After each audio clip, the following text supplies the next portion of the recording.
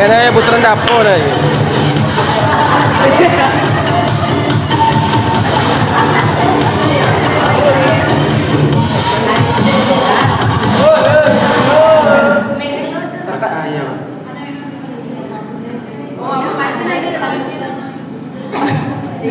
Okay, സക്കായി എന്നാണ് അവർ guess ചെയ്തത്. Correct ആണ്.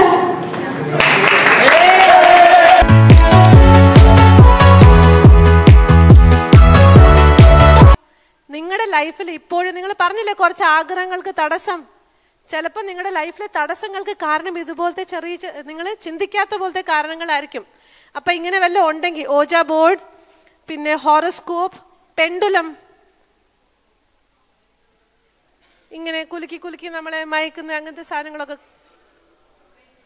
ഹിപ്നോട്ടിസം, പിന്നെ ടാരറ്റ് കാർഡ്സ് നമ്മുടെ ഈ തത്ത എടുക്കുന്നത് പോലത്തെ വേറെ സാധനം, ഈ വിച്ചസ് പോലത്തെ ഉള്ള ആൾക്കാരൊക്കെ ചെയ്യുന്നത്, അങ്ങനത്തെ കുറേ സാധനങ്ങളുണ്ട്. അപ്പം ദൈവഹിതമില്ലാത്ത മറ്റു രീതിയിലുള്ള അവരുടെ എന്താ പറയണ്ടേ സ്പിരിച്വൽ റെൽമിൽ നടക്കുന്ന ചില കാര്യങ്ങളൊക്കെ, അങ്ങനത്തെ കാര്യങ്ങൾ അറിഞ്ഞോ അറിയാതെ ഇടപെട്ടിട്ടുണ്ടെങ്കിൽ അതും ഒരു കേഴ്സിന് കാരണമായി തീരും. ഇന്ന് നിങ്ങൾ യഥാർത്ഥമായിട്ട് പരിശുദ്ധാത്മാവിന് നിങ്ങളുടെ ഹൃദയങ്ങളെ ഒന്ന് തുറന്ന് കാണിച്ചു കൊടുക്കണം. നിങ്ങൾ പരിശുദ്ധാത്മാവിനൊന്ന് വിട്ടുകൊടുക്കണം. എന്തിനാണെന്നറിയാമോ? എൻ്റെ ഉള്ളിൽ എന്തെങ്കിലുമൊക്കെ വർക്കാകണമെങ്കിൽ പരിശുദ്ധാത്മാവേ അങ്ങിന്ന് എന്നോട് ഇടപെടണമേ. ഞാൻ ഈ വന്ന് ഇവിടെ 3 ദിവസം 2 ദിവസം നിൽക്കുന്നത് അത് വ്യർത്ഥാവായി പോകാതിരിക്കാൻ എൻ്റെ ഉള്ളിൽ അങ്ങ് പ്രവർത്തിക്കണമേ.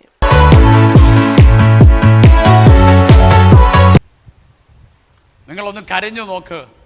നിങ്ങളുടെ അടുക്കൽ ഒരു ശബ്ദം കേൾക്കും.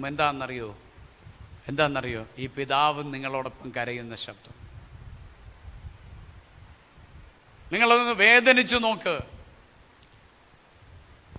നിങ്ങളൊന്ന് ഞെരുങ്ങുന്ന അനുഭവത്തിൽ ഇരുന്ന് നോക്ക്. നിങ്ങളുടെ അടുക്കൽ അതേ അനുഭവത്തിൽ ഈ പിതാവ് ഇറങ്ങി വരുന്നത് നിങ്ങൾക്ക് കാണാൻ കഴിയും. ഇന്ന് രാത്രി അബ്ബാ പിതാവേ എന്ന് വിളിച്ച് പ്രാർത്ഥിക്കാൻ എത്ര പേർ റെഡിയാണ്? എത്ര പേർ അതിനകത്ത് കണക്റ്റഡ് ആകാൻ എത്ര പേർ റെഡിയാണ്? ഒരു സ്വർഗീയ അപ്പൻ എനിക്കുണ്ട്. എല്ലാ കണ്ണുകളും അടച്ച്. നിങ്ങളുടെ ഇതിനകത്ത് തമാശ കളിക്കാൻ വന്നതല്ല. ദൈവസാന്നിധ്യം ഇതിനകത്ത് ചലിക്കുമ്പോൾ പലരുടെയും നിങ്ങൾക്ക് അതൊരു നിസ്സാരമാകാം. ഇതിനകത്തിരിക്കുന്ന പലരും പിതാവിൽ നിന്ന് ക്രൂരമായ പീഡനങ്ങൾ അനുഭവിക്കുന്ന മക്കൾ ഇതിനകത്തുണ്ട്. പിതാവ് വിട്ടിട്ട് പോയ മക്കൾ ഇതിനകത്തുണ്ട്. പിതാവിനെ ഒന്ന് കണ്ടെങ്കിൽ എന്ന് കൊതിക്കുന്ന കുഞ്ഞുങ്ങൾ ഇതിനകത്തുണ്ട്.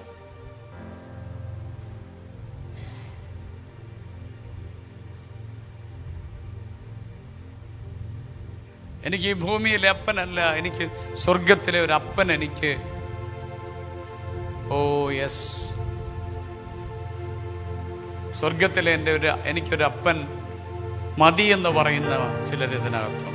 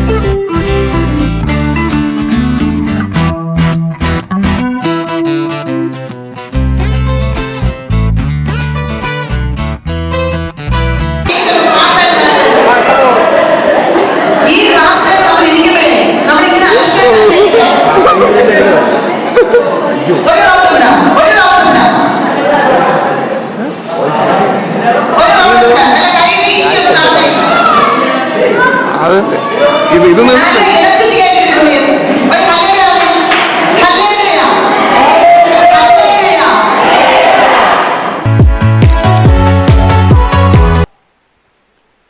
ആരും സഹായിക്കാനില്ലാത്ത, ജീവിതത്തിൽ യാതൊരു സാധ്യതകളും ഇല്ല എന്ന് നിങ്ങൾക്ക് തോന്നുന്നുണ്ടെങ്കിൽ നിങ്ങൾക്ക് പിടിക്കാൻ പറ്റുന്ന ഒറ്റ കാര്യമാണ്, നിങ്ങളെ ഈ പറഞ്ഞവരെക്കാളും ഉയർത്താൻ കഴിയുന്ന ദൈവ സാന്നിധ്യം, ദൈവശക്തി. ഒരു സ്വത്രം പറഞ്ഞേ. ചിലർ പറയും എൻ്റെ അമ്മയ്ക്ക് സഹായിക്കാം, എന്നെ സഹായിക്കാൻ ആരുമില്ല എന്ന് പറഞ്ഞ് അയ്യോ എന്നെ അവർ ഇംഗ്ലീഷ് മീഡിയം പഠിപ്പിച്ചിരുന്നെങ്കിൽ, എനിക്ക് കാശ് തന്നിരുന്നെങ്കിൽ, എനിക്ക് അത് തന്നിരുന്നെങ്കിലൊക്കെ ഞാൻ രക്ഷപ്പെട്ടു പോയേനെ. ആരും ഇതൊന്നും തരാനില്ല. നിനക്കിനി ഒരു എക്സ്ക്യൂസ് പറയാനില്ല. നിനക്ക് പറയാൻ ഒന്ന് ദൈവത്തിൽ ആശ്രയം വെച്ച്, പ്രിയമുള്ളവരെ, കുഞ്ഞുങ്ങളെ, ദൈവത്തിൽ ആശ്രയം വെച്ച് നിങ്ങൾ ദൈവത്തോട് ചോദിക്കണം. എന്ത് ചോദിക്കണം? കർത്താവേ, ആ ദാവീദിൻ്റെ മേൽ പകർന്നതൊന്ന് എനിക്കും കൂടെ താ, ആ ജോസഫിൻ്റെ മേൽ ഇട്ടത് എനിക്കൂടെ താ. കർത്താവേ, എനിക്കാരുമില്ല, എന്നെ ഹെൽപ്പ് ചെയ്യാൻ ആരുമില്ല, എൻ്റെ ബുദ്ധി ഇത്രയേ ഉള്ളൂ, എൻ്റെ ജ്ഞാനം ഇത്രയേ ഉള്ളൂ, എൻ്റെ കൂടെ നിൽക്കാൻ ആരുമില്ല, എനിക്ക് ബാങ്ക് ബാലൻസ് ഇല്ല, എനിക്ക് വസ്തുവകകൾ എൻ്റെ അപ്പനും അമ്മയ്ക്കും ഇല്ല, എൻ്റെ കുടുംബക്കാരും വിദേശത്തല്ല, എന്നെ സഹായിക്കാനോ എന്നെ ഹെൽപ്പ് ചെയ്യാനോ ആരുമില്ല, ഞാൻ ലിമിറ്റഡ് ആണ്. പക്ഷേ എനിക്ക് കർത്താവേ, നിൻ്റെ ശക്തി എൻ്റെ മേൽ പകരണം.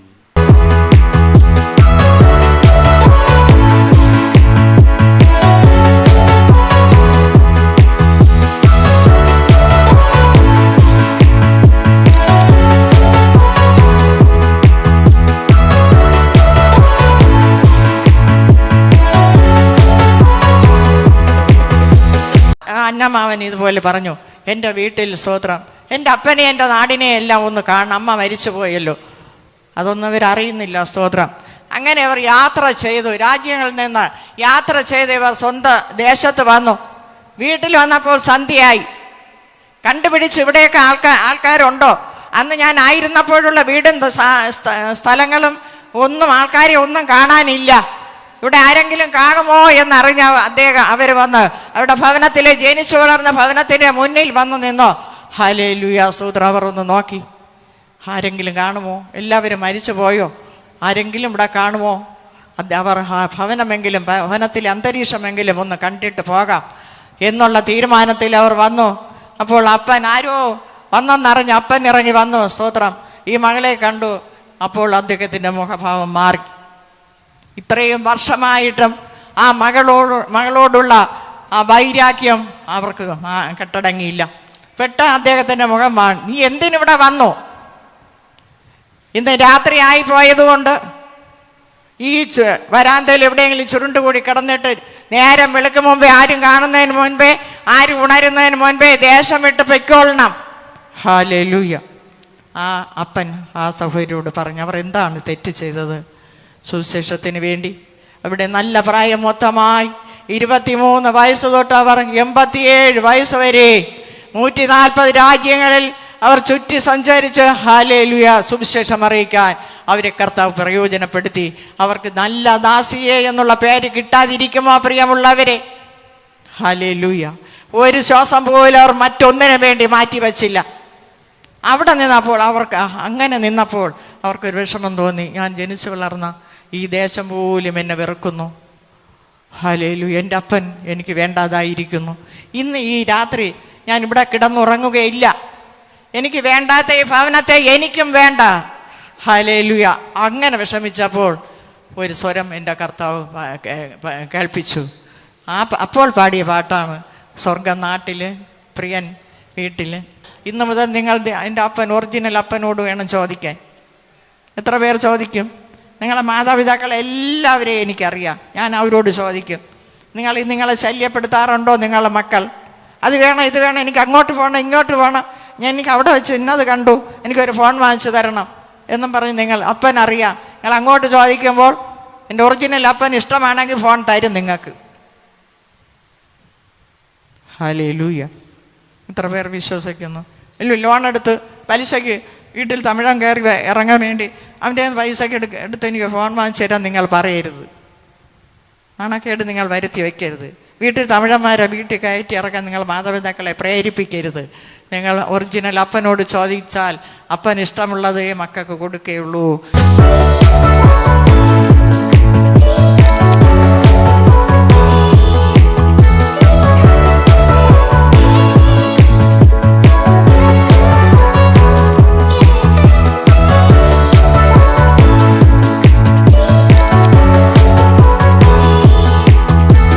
അപ്പോൾ ഇന്നത്തെ കാലം അതാണ്. ഇതെല്ലാം നമ്മളിങ്ങനെ പഠിച്ചുകൊണ്ടിരിക്കുന്ന കാലം. അപ്പോൾ നമ്മൾ അമ്മയെ നോക്കിയാണ്, പെൺകുട്ടികൾ അമ്മയെ നോക്കിയാണ്.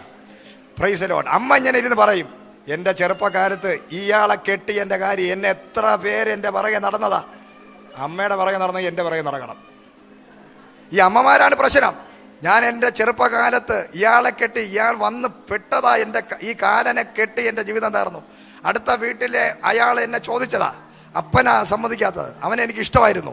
എത്ര പയ്യന്മാർ എൻ്റെ പുറകെ നടന്നതെന്ന് അറിയാമോ മക്കൾക്ക്? അപ്പം മക്കളെ ഉള്ളിൽ എൻ്റെ പുറകെ നടക്കും.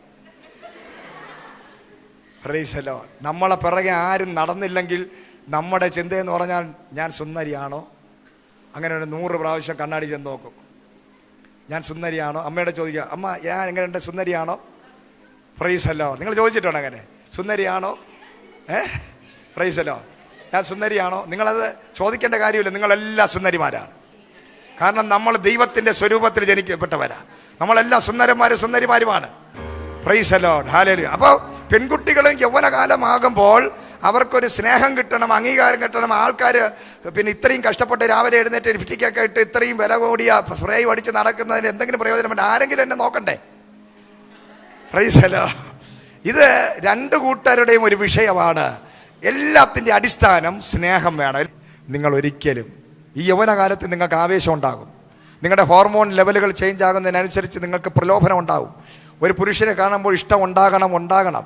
ഒരു പെൺകുട്ടിയെ കാണുമ്പോൾ ഇഷ്ടമുണ്ടാകും. കാരണം അല്ലെങ്കിലും പ്രശ്നമാണ്. കാരണം ശരീരത്തിൽ, ബോഡിയിൽ അതെല്ലാം ദൈവം വെച്ചിരിക്കുന്നതാണ്. പക്ഷേ അതിനെ യോസേഫിനെ പോലെ പിതാവിനെ സ്നേഹിച്ച, ദർശനമുള്ള, സ്വപ്നം കാണുന്ന ആ സ്വന്തം മറ്റുള്ള സഹോദരങ്ങളെ പോലെ ജീവിക്കാതെ ദൈവത്തിൻ്റെ ഇഷ്ടപ്രകാരം ജീവിച്ച് പോത്തിഫറിൻ്റെ വീട്ടിൽ ചെന്നപ്പോൾ പോത്തിഫറിൻ്റെ ഭാര്യ ചാടി വീണ് ആ യോസെഫിനെ കയറി പിടിച്ചപ്പോൾ ആ പ്രലോഭനത്തിൽ നിന്നും നിന്റെ ഈ ഇഷ്ടത്തേക്കാൾ, പോത്തിഫറിൻ്റെ ഭാര്യ തരുന്ന ഇഷ്ടത്തേക്കാൾ ദൈവത്തിൻ്റെ ഇഷ്ടമാണ് എനിക്ക് വലുതെന്ന് പറഞ്ഞ യോസേഫിനെ പോലെ ഇന്ന് പകൽ നിങ്ങളൊരു തീരുമാനമെടുത്താൽ നിങ്ങൾ ഈ രാജ്യത്തിനൊരു അനുഗ്രഹമായി മാറും. എൻ്റെ പേര് ആദിത്യ എന്നാണ്. ഞാൻ ആദ്യമായിട്ടാണ് ഒരു ക്യാമ്പിന് പങ്കെടുക്കുന്നത്. ഒരു ചർച്ചിൻ്റെ ക്യാമ്പിന് ആദ്യമായിട്ടാണ്. അപ്പം എനിക്ക് ഈ ക്യാമ്പിൽ വന്നപ്പം ഒരു ചെറിയ വിഷമങ്ങളൊക്കെ ഉണ്ടായിരുന്നു. പക്ഷെ ഇവിടെ പാസ്റ്റർ ഇന്നലെ ക്ലാസ് എടുത്തായിരുന്നു. ഫാദർ ഹേർട്ട് അങ്ങനൊരു വിഷയത്തെപ്പറ്റി ക്ലാസ് എടുത്തപ്പം നമുക്ക് അച്ഛനില്ലാത്തവർക്ക് അച്ഛൻ കൂട്ടായി, യേശു അപ്പൻ കൂട്ടായി കാണുമെന്ന് പറഞ്ഞപ്പം അങ്ങനെ അപ്പൻ്റെ സ്നേഹം അനുഭവിച്ചിട്ടില്ലാത്തവർക്ക് അങ്ങനെ ഒരു സ്നേഹം കിട്ടുമെന്ന് പറഞ്ഞപ്പോഴാണ് എനിക്ക് അങ്ങനെ ഒരു അപ്പൻ കൂടെ കാണുമെന്ന് തോന്നി. ഞാൻ എൻ്റെ മനസ്സൊരു ഞാൻ പ്രാർത്ഥിച്ചു അങ്ങനെ ഒരു സ്നേഹത്തിന് വേണ്ടി. അങ്ങനെ പ്രാർത്ഥിച്ചപ്പം എനിക്ക് എന്തോ ഉള്ളിൽ പെട്ടെന്ന് ആരോ എനിക്ക് കൂടെ കാണുമെന്ന് പറയുന്നത് പോലെയും ഞാൻ പെട്ടെന്ന് വീഴുകയും അത് കഴിഞ്ഞഴിച്ചപ്പം എനിക്കൊരു പ്രത്യേകത തോന്നി. മനസ്സിലൊരു സന്തോഷവും പറഞ്ഞറിയിക്കാൻ പറ്റാത്തത്ര സന്തോഷം തോന്നി. ഇവിടെ നിന്ന് പോണത് എൻ്റെ സ്വഭാവം മാറിയിട്ടായിരിക്കും. എൻ്റെ ഉള്ളിലുള്ള വിഷമങ്ങൾ ഏകദേശം മാറിയിട്ടുണ്ട്. എനിക്ക് യേശുവപ്പനെ അറിയാൻ പറ്റിയത് തന്നെ എൻ്റെ ജീവിതത്തിലെ ഏറ്റവും വലിയൊരു കാര്യമാണ്. അതിന് ഇവിടെ യേശുവപ്പന് നന്ദി ആദ്യം പറയണം. പിന്നെ ഇവിടുത്തെ പാസ്റ്റർമാർ അവർ ഇത്രയും ഇതായിട്ട് നമുക്ക് ഇങ്ങനെ ഒരു ക്ലാസ് എടുത്തതിന് അവർക്ക് നന്ദി. ദൈവനാമത്തിന് മഹത്വമുണ്ടാകട്ടെ. എൻ്റെ പേര് അക്ഷയ. എനിക്ക് ഈ 3 ദിവസത്തെ യൂത്ത് മീറ്റിംഗ് വളരെ അനുഗ്രഹമായിരുന്നു. ഞാൻ എൻ്റെ വീട്ടിലെ സ്വാതന്ത്ര്യത്തോടെ എനിക്ക് ഇന്ന സ്ഥലത്താണ് ഞാൻ പോകുന്നതെന്ന് എനിക്ക് പറയാനുള്ളൊരു സാഹചര്യം ഇല്ലാതെയാണ് ഞാൻ ഇവിടെ കയറി വന്നത്. എൻ്റെ അച്ഛനെ അറിയില്ല ഞാൻ ഇന്നൊരു സ്ഥലത്താണ് പോകണമെന്ന്. ഞാൻ എൻ്റെ കരിയർ ഗൈഡൻസിനുള്ള ഒരു ക്ലാസ്സിന് പോകണമെന്നാണ് ഞാൻ പറഞ്ഞിട്ട് വന്നത്. പക്ഷേ ഈ 3 ദിവസത്തെ യൂത്ത് മീറ്റിംഗ് എൻ്റെ ജീവിതത്തെ വല്ലാണ്ട് മാറ്റിമറിച്ചു. ഫാദേഴ്സ് ഹാർട്ട് എന്ന് പറഞ്ഞിട്ടുള്ള ക്ലാസ് നമുക്ക് നമ്മളെ അപ്പൻ്റെ അടുത്തു നിന്നുള്ള സ്നേഹം കിട്ടിയില്ലെങ്കിലും നമുക്കൊരു അപ്പനായ ദൈവം നമ്മളെ കൂടെ ഉണ്ടെന്ന് എനിക്ക് മനസ്സിലായി. ദൈവത്തിൻ്റെ ആ ഒരു സാന്നിധ്യം എൻ്റെ കൂടെ ഉണ്ടെന്ന് എനിക്ക് ഇപ്പോഴും എനിക്ക് പറയാൻ പറ്റും, തുറന്ന് എനിക്ക് പറയാൻ പറ്റും. എൻ്റെ കൂടെ എപ്പോഴും എൻ്റെ ദൈവം ഉണ്ട്, എന്നെ ഒരിക്കലും ഒറ്റപ്പെടുത്തിയിട്ട് പോവില്ല. എൻ്റെ ലൈഫിൽ ഞാൻ ഒരുപാട് വിഷമം അനുഭവിച്ചിട്ടുണ്ട്, അതെല്ലാം എൻ്റെ മനസ്സിൽ നിന്ന് ഇപ്പോൾ മാറി. അത്രത്തോളം ഞാൻ ഇപ്പോൾ ഹാപ്പിയാണ്. ദൈവനാമത്തിന് നന്ദിയോടെ മഹത്വം ഉണ്ടാകട്ടെ. എൻ്റെ പേര് സാന്ദ്ര. ഞാനിവിടെ ഉണ്ടായിരുന്ന 3 ദിവസത്തെ യൂത്ത് കൺവെൻഷനിൽ പങ്കെടുത്തിട്ടുണ്ടായിരുന്നു. വളരെ അനുഗ്രഹപ്രദമായിരുന്നു 3 ദിവസവും. ഇന്നർ ഹീലിംഗ് എന്ന് പറയുന്ന ഒരു സെക്ഷൻ എടുത്തിട്ടുണ്ടായിരുന്നു ആദ്യത്തെ ദിവസം. അത് വളരെയധികം എനിക്ക് ഉപകാരപ്രദമാണെന്ന് എനിക്ക് തോന്നി. എൻ്റെ ഉള്ളിലുണ്ടായിരുന്ന മായാത്ത മുറിവുകളൊക്കെയും അത് മായ്ച്ചു കളഞ്ഞതായിട്ട് എനിക്ക് ഫീൽ ചെയ്തു. അത് കഴിഞ്ഞിറങ്ങിയപ്പോൾ എനിക്ക് പിന്നെ പിറകിലോട്ട് ചിന്തിക്കുമ്പോൾ സങ്കടം വരുന്ന കാര്യങ്ങളൊക്കെയും ഈ 3 ദിവസം കഴിഞ്ഞപ്പോൾ അതിനെനിക്കൊരു സൊല്യൂഷനും കിട്ടുകയുണ്ടായി. അത് വളരെ അനുഗ്രഹമായിരുന്നു.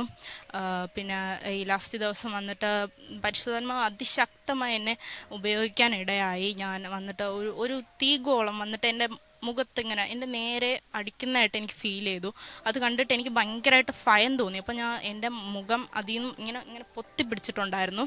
അതിനുശേഷം എന്നിട്ടും അതിങ്ങനെ എൻ്റെ അടുത്തേക്ക് വരുന്നത് പോലെ തോന്നിയിട്ടുണ്ടായിരുന്നു. അപ്പോഴത്തേക്ക് ഞാൻ അതിങ്ങനെ മാറ്റിയിട്ട് എൻ്റെ തല തിരിച്ചു വയ്ക്കാൻ ഇടയായി. കാരണം അത് കണ്ടിട്ട് ഒരുപാട് ഭയങ്കര ഒരു തീഗോളം അടുത്ത് വരുന്നത് പോലെ എനിക്ക് ഫീൽ ചെയ്തു. എല്ലാം വളരെ അനുഗ്രഹപ്രദമായിരുന്നു. വന്ന പാസ്റ്റർമാരെല്ലാം നന്നായിട്ട് തന്നെ ക്ലാസ് എടുത്തു. ഒരുപാട് കാര്യങ്ങളെപ്പറ്റി അവെയർ ആവാൻ ഇടയായി. ഇത്രയൊക്കെയാണ് എൻ്റെ സാക്ഷ്യം. ആമേൻ. ജോസ്ന എന്നാണ്. ഞാൻ ഈ ക്യാമ്പിലോട്ട് ഒട്ടും ഇൻട്രസ്റ്റ് ഇല്ലാതെയാണ് വന്നത്. പിന്നെ ഈ പ്രാർത്ഥിക്കാൻ, കൈയടിക്കാൻ അതൊക്കെ എനിക്ക് ഭയങ്കര നാണമുള്ളൊരു കുട്ടിയായിരുന്നു. ഞാനപ്പോൾ ഇവിടെ വന്ന് സെക്കൻഡ് ഡേ ആയപ്പോൾ എനിക്കറിയില്ല, ഞാൻ നന്നായിട്ട് പ്രാർത്ഥിക്കുകയും ആരാധിക്കുകയും ഒക്കെ ചെയ്തു. എനിക്ക് പരിശുദ്ധാത്മാവ് കിട്ടി, അന്യഭാഷ പറയാൻ കഴിഞ്ഞു. പിന്നെ ഉള്ള കാര്യം, ഈ ലാസ്റ്റ് ഡേ ഇപ്പോൾ എൻ്റെ ലൈഫിലൊരു വലിയൊരു ചേഞ്ചാണ് ഉണ്ടായത്. ശ്രീജു അങ്ങളൊരു ടൈം എനിക്ക് പറഞ്ഞിട്ടുണ്ട്. അപ്പോൾ ആ ടൈമിൽ അത് എനിക്ക് അറിയാൻ പറ്റുമെന്ന് ഞാൻ വിശ്വസിക്കുന്നു. അത് അങ്ങളിനെ പോലെ എന്നെ ഒരു കുഴിയിൽ വീഴാതിരിക്കാൻ ദൈവം എന്നെ സഹായിക്കുമായിരിക്കും. പിന്നെ അനുഗ്രഹിക്കപ്പെട്ട ക്യാമ്പായിരുന്നു, നല്ല ക്ലാസ്സുകളായിരുന്നു, ഫുഡ് ഒക്കെ നല്ലതായിരുന്നു. പിന്നെ പ്രത്യേകം പറയാനുള്ളത് ആശാൻ്റെ കുറിച്ചാണ്. എൻ്റെ ഫോൺ വാങ്ങിച്ചു വെച്ച് എനിക്ക് ഒട്ടും ഇഷ്ടപ്പെട്ടില്ല. എനിക്ക് ഭയങ്കര ദേഷ്യമായിരുന്നു 2 ദിവസം. പക്ഷേ ഇപ്പം അതൊക്കെ മാറി. കാരണം ഫുൾ ടൈം ഫോൺ യൂസ് ചെയ്യുന്ന ഒരാളാണ്. ഇപ്പോൾ ക്ലാസ്സിൻ്റെ കാര്യം അങ്ങനെ പറഞ്ഞാണെങ്കിലും എപ്പോഴും യൂസ് ചെയ്യുന്ന ഒരാളാണ്.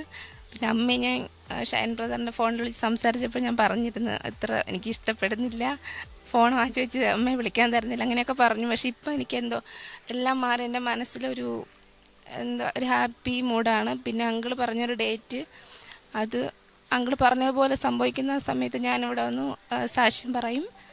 ദൈവൻ എൻ്റെ ലൈഫിനൊരു പുതിയ മാറ്റം തന്നെ ഇന്ന് തന്നു എന്ന് ഞാൻ വിശ്വസിക്കുന്നു. ഇനി അങ്ങോട്ടുള്ള എൻ്റെ ലൈഫിൽ ഒരു നല്ല ലൈഫായിരിക്കും എൻ്റെ ഈ ക്യാമ്പോട് കൂടി എനിക്ക് കിട്ടിയെന്ന് ഞാൻ വിശ്വസിക്കുന്നു. ദൈവത്തെ മാത്രം ഉണ്ടാവട്ടെ. ഈ 3 ദിവസത്തെ ക്യാമ്പ് എനിക്ക് നല്ല അനുഗ്രഹമായിരുന്നു. ഓരോ ക്ലാസ്സുകളും എനിക്ക് ഇഷ്ടപ്പെട്ടു. ഇനിയും ഇതേപോലെ ക്ലാസ് വേണമെന്ന് എൻ്റെ ആഗ്രഹം. ഇനി അടുത്ത യൂത്ത് മീറ്റിങ്ങിന് പങ്കെടുക്കണമെന്നുണ്ട്. ദൈവം സഹായിക്കട്ടെ. ദൈവനാമത്തിന് മഹത്വം ഉണ്ടാകട്ടെ. ഞാൻ ആദ്യമായിട്ടാണ് യൂത്ത് മീറ്റിങ്ങിന് പങ്കെടുക്കുന്നത്. ഞാൻ ആദ്യമായിട്ട് ഇവിടെ വന്നപ്പോൾ എനിക്ക് മനസ്സിൽ വിഷമമൊക്കെ ഉണ്ടായിരുന്നു. അപ്പോൾ ശ്രീജു പാസ്റ്റർ ഇവിടെ പരിശുദ്ധാത്മാവിനെ പറ്റി ക്ലാസ് എടുത്തു. അപ്പോൾ പരിശുദ്ധാത്മാവ് എൻ്റെ ഉള്ളിൽ വന്നു, എൻ്റെ വിഷമങ്ങളൊക്കെ മാറി. ഇനിയും ഇതേപോലത്തെ യൂത്ത് മീറ്റിംഗ് വച്ച് ഓരോരോ കാര്യങ്ങളൊക്കെ പഠിച്ച് പോകണമെന്നാണ് ആഗ്രഹം.